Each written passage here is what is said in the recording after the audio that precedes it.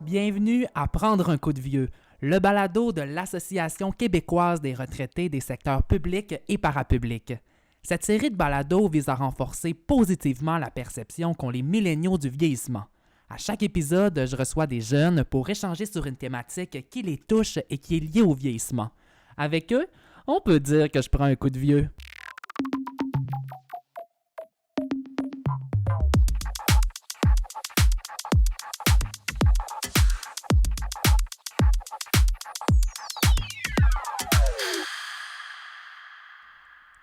Dans cet épisode, je reçois l'ex-députée de Gaspé pour le Parti québécois, Mégane Perry-Mélançon.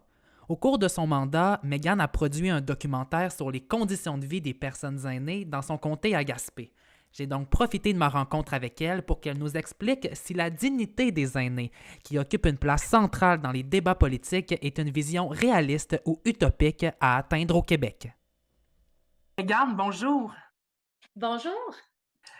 Mégane, la notion de dignité des aînés, c'est une notion qui est souvent employée avec une signification très large, en fait, ce qui peut occasionner son usage inflationniste que l'on peut en faire de la part de différentes instances, notamment de différentes personnes.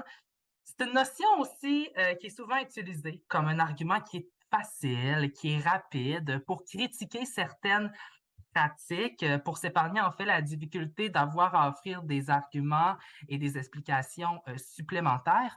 En tant qu'ex-député pour le Parti québécois, toi qui as quand même œuvré beaucoup, dans, le dossier de défense des droits des aînés lorsque tu étais, politicienne au Parti québécois, quelle est ta définition, ton interprétation de la notion de dignité des aînés?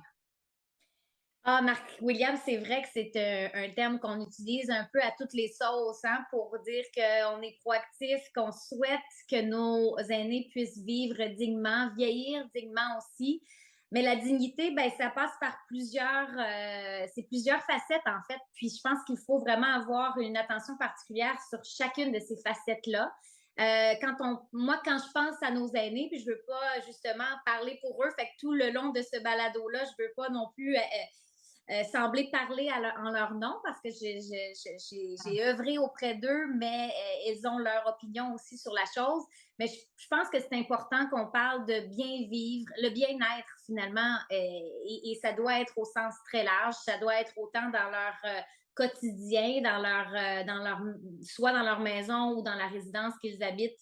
Il faut qu'ils puissent aussi avoir euh, la capacité financière de bien vivre. Donc, c'est une question de sous, c'est une question de bien être logé, de bien être nourri, d'avoir des relations sociales aussi pour s'épanouir, continuer de vivre sa vie sociale comme ils l'ont fait dans leurs années plus actives au travail, tout ça. Mais encore là, regarde, on catégorise, hein, parce que là, je prends pour acquis que c'est des aînés qui ne sont plus dans la vie active, alors qu'il y en a qui sont encore très, très actifs. Donc, on a plusieurs aussi catégories d'aînés et il faut s'assurer de leur bien-être à chacun d'entre eux. Donc, moi, je pense autant au divertissement, à la mobilité de ces gens-là aussi. Est-ce que c'est facile pour eux d'avoir accès à un transport pour aller justement dans leur communauté, continuer d'être actifs? Alors, ça touche vraiment beaucoup de facettes qu'on va probablement discuter entre nous. Et je pense que c'est ça finalement, de pouvoir vivre dignement, c'est à tout âge en fait. Et ben, c'est d'avoir toutes les capacités pour bien le faire jusqu'à leur dernier jour. Donc, c'est ça qu'on souhaite comme société, je pense. Et pour ça, ben, ça prend un travail vraiment qui est fait par toutes les générations. Tout le monde doit se sentir concerné parce qu'on va tous vieillir, on va tous un jour être dans cette situation-là, retraités, et on veut pouvoir avoir une retraite qui est digne, justement. Donc, je dirais que c'est ça pour partir la discussion, mais c'est beaucoup de choses à la fois. Donc, comme tu le dis, il faut pas faut, faut réussir à démystifier le terme, puis surtout, ben, agir concrètement, avoir des solutions concrètes pour s'assurer de la dignité des aînés. Oui, alors on comprend bien que la notion de dignité des aînés, ça dépend toujours du contexte dans lequel on se trouve finalement. On peut parler, bon, des soins des aînés, on peut parler de la mobilité des aînés, hem, mais je constate qu'au Québec, la notion de dignité des aînés, elle s'applique avec beaucoup plus d'intensité lorsqu'il est question de personnes âgées en perte d'autonomie qui vivent dans des résidences pour personnes aînées, dans des établissements de soins de longue durée comme des CHSLD. Mm. Dans un contexte de post-COVID-19, où on sait que, bon, les aînés l'ont pas eu facile, comment les soignants peuvent-ils aider à rendre et à maintenir la dignité des personnes aînées qui dépendent de leurs soins? Ah, c'est vraiment une question pertinente. Ben, je pense qu'il faut prendre le temps avec les personnes aînées parce que la vie va vite. On est dans un rythme vraiment accéléré. Bon, on a chacun notre petit quotidien. On travaille tous très fort. On veut mettre la main à la pâte. Mais quand on prend du temps avec les aînés, je pense que c'est justement ça, c'est l'écoute. Il faut beaucoup être à l'écoute de leurs besoins pour être capable de prendre les bonnes décisions parce que, bon, on sait, les gouvernements, les organisations, tous ceux qui œuvrent auprès des aînés, ben, ils doivent le faire en toute connaissance de cause et je pense que pour le faire, il faut comprendre les besoins des personnes aînées d'abord et avant tout. Alors ça, je pense que c'est un défi pour nous tous et toutes. Et ben, en ce qui concerne les soins, je pense qu'ils font déjà très bien le personnel soignant, justement, ceux qui vont à domicile ou les organismes qui vont porter des petits plats des fois prêts à manger ou pour aider à accommoder le plus possible les aînés là, dans leur quotidien. Ils le font déjà très bien, mais des fois, il manque un petit peu de ressources puis d'outils pour le faire parce qu'on ne peut pas aller juste rapidement porter un plat ou aller faire son traitement. Souvent, ben, les aînés, ils n'auront pas eu de visite de la semaine, puis ça va être leur personne à qui ils ont envie de se confier, ils ont envie de jaser, juste de pouvoir faire travailler leur capacité cognitive.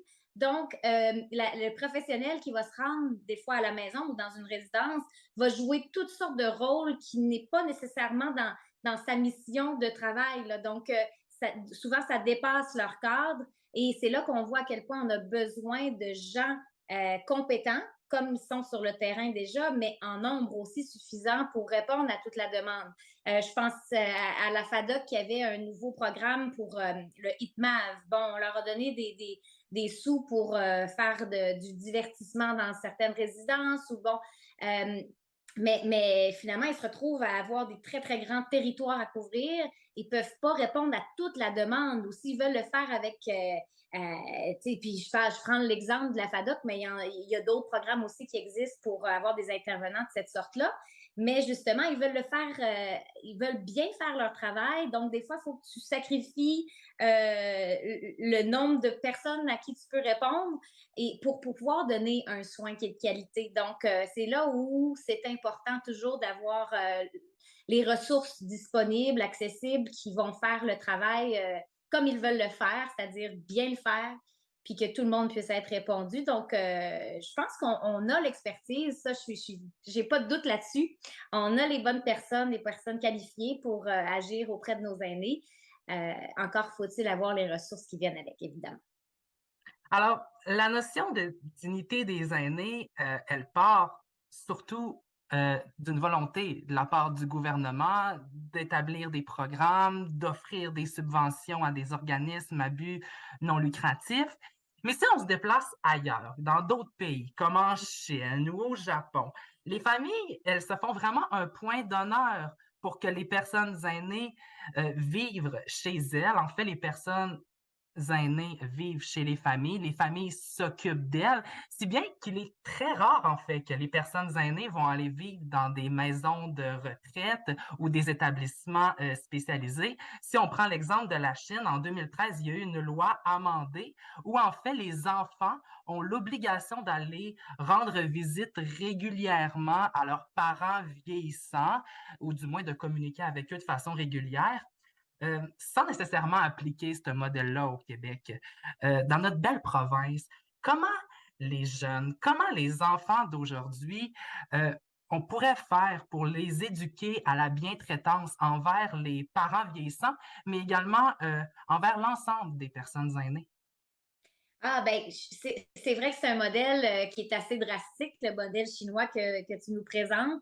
J'espère qu'on n'aura pas à se rendre là parce que ça doit être difficile d'analyser les résultats de cette loi-là ou de la faire appliquer. Là, puis Ouais. ce qu'on souhaite, c'est ça, c'est justement que ce soit le désir de chacun d'aller prêter main forte ou de juste prendre contact avec un proche ou même des fois des personnes qu'on ne connaît pas mais qui vont devenir comme un membre de la famille. Moi, je vois plein de beaux exemples. Je voyais encore durant le temps des fêtes une jeune fille de 11 ans, là, j'ai pas la région exacte, mais une jeune fille qui, au lieu de passer son temps des fêtes à faire comme tout jeune, justement, de prendre du temps pour elle, pour faire des activités de jeunes, elle a décidé d'aller aider dans un CHSLD, puis d'être en contact avec des aînés, puis de briser l'isolement, ben, on en a plein de beaux exemples comme ça. Puis ce que je trouve intéressant, c'est qu'on les médiatise et qu'on les valorise. Et c'est ça qu'il faut qu'on fasse en tant que société, selon moi, c'est qu'on valorise ces cas-là et que chaque individu ait envie de se dire, ben, je sais que la vie va vite, je sais que je travaille fort, puis c'est beaucoup d'heures passées au travail par semaine, mais peut-être que je pourrais quand même donner un petit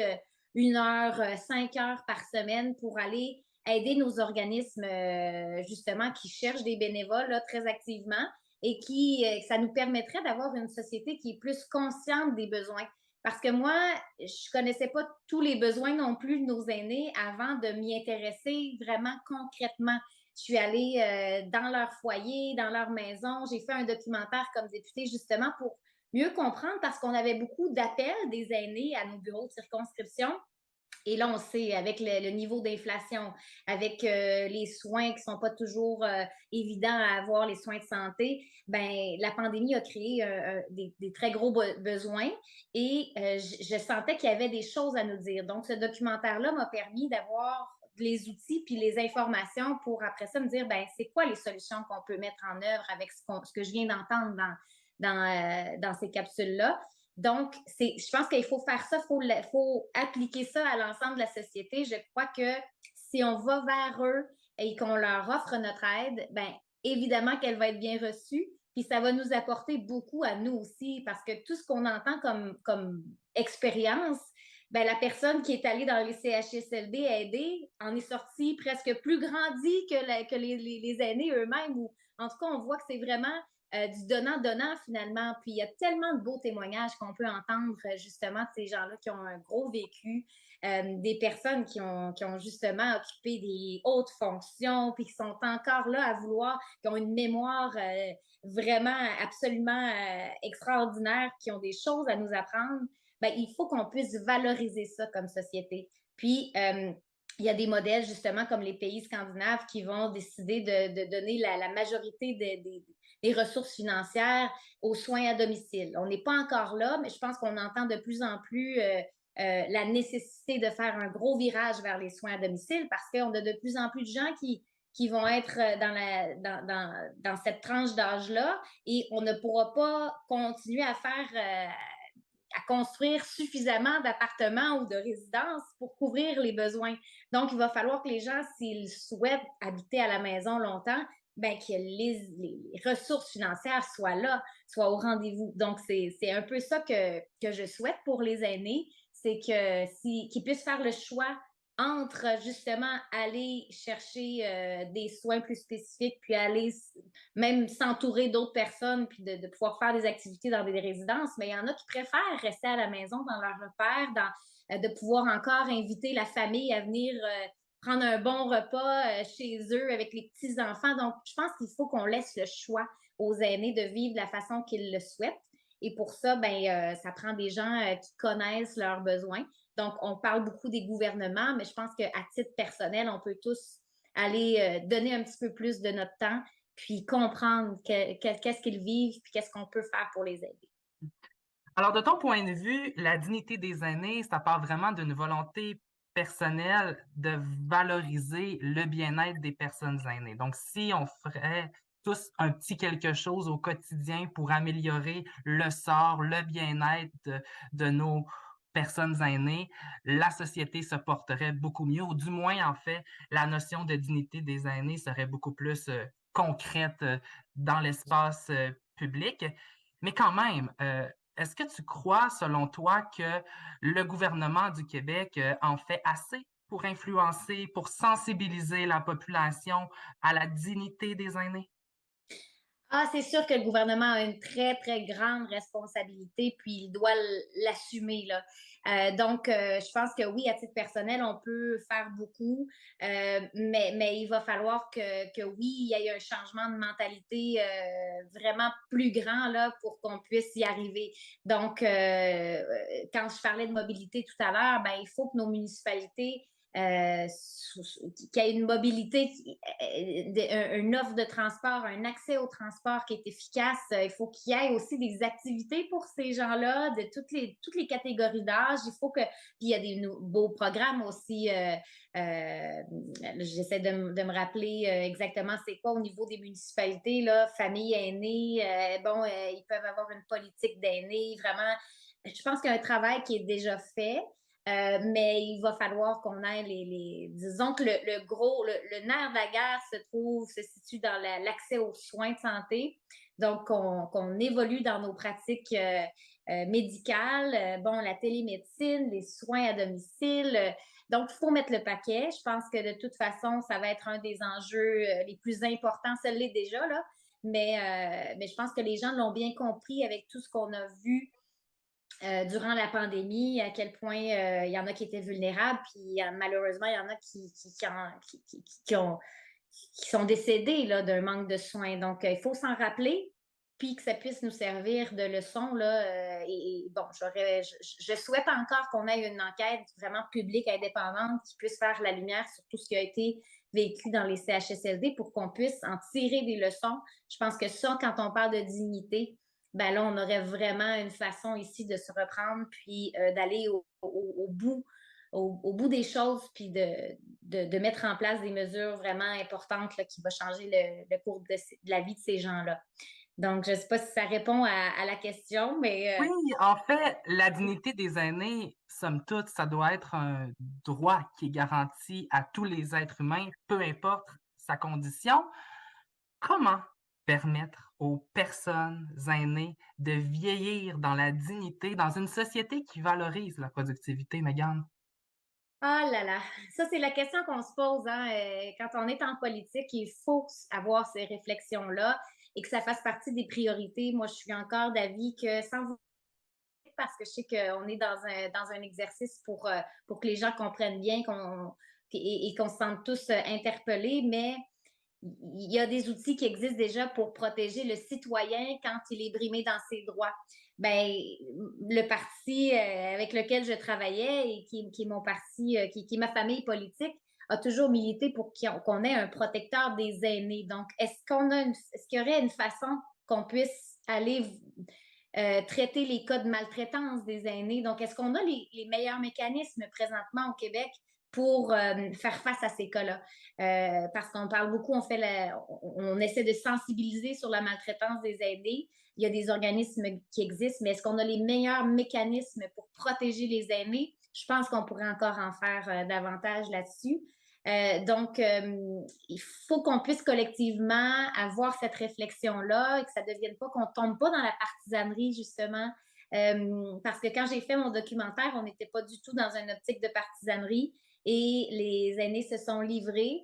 Puis, j'ai réalisé aussi que financièrement, c'est extrêmement difficile de vivre au Québec avec un très maigre revenu, quand que justement ce revenu-là n'est pas indexé avec le niveau d'inflation. On a les mêmes rentes ou les revenus de retraite qui entrent à chaque mois, mais qui sont plus suffisants pour le niveau, le prix, le coût de la vie actuel. Donc, il faut qu'on puisse être en avant de la parade parce que là, il y a des gens qui carrément doivent décider entre prendre sa médication ou c'est un des deux conjoints qui va aller se faire soigner les yeux, par exemple, ou les dents parce que l'autre a moins mal. Puis bon, il faut faire des choix. Tu sais, moi, je trouve ça vraiment horrible d'entendre ces témoignages-là de gens qui choisissent le moins pire des deux va se sacrifier dans le couple parce que on n'a pas les moyens financiers pour que les deux puissent se faire traiter. Au Québec, dans une société aussi avancée que la nôtre, ça ne devrait pas être comme ça.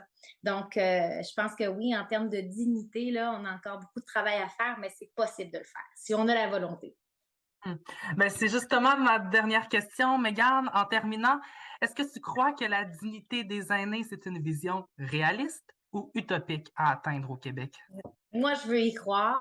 J'y crois pour les aînés d'aujourd'hui, les aînés de demain, qui sont nos générations aussi. Il faut qu'on travaille ça tous et toutes ensemble, qu'on laisse la partisanerie de côté et qu'on prenne les meilleures décisions pour l'avenir des aînés. Donc, moi, je pense que c'est réaliste, mais qu'on a beaucoup de travail à faire. Et ça passe, oui, par des décisions gouvernementales, mais aussi des décisions dans notre quotidien en tant qu'individu. Moi, je vais toujours penser à ma grand-mère parce que j'avais un lien très privilégié avec ma grand-mère qui, elle, avait Internet seulement pour garder un contact avec ses amis de la France et du Mexique. Puis vraiment, elle avait un ordinateur seulement pour écrire des courriels à ces trois personnes-là. Je pense que il faut garder contact, il faut qu'il y ait un maillage qui se fasse intergénérationnel.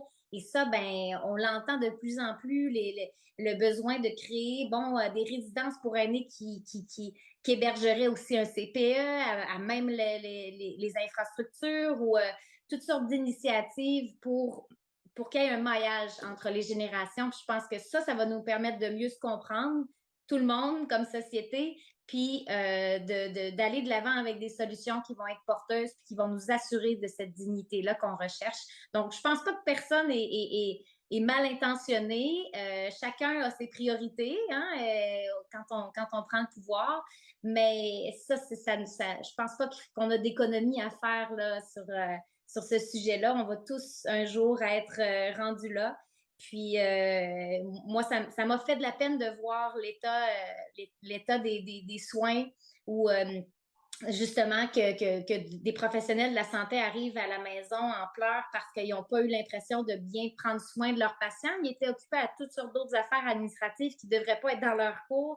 Donc, le système de la santé, c'est à ne pas négliger. Dans les prochains mois, on va beaucoup entendre parler de la santé au Québec et ça aura un impact, si on prend les grands moyens, ça aura un impact positif aussi sur les aînés. Donc, moi, je suis contente de participer à un exercice comme ça, justement avec toi, parce que ça nous permet justement de sensibiliser et de continuer à porter ce message-là pour ceux qui ne peuvent plus le faire aussi activement que nous.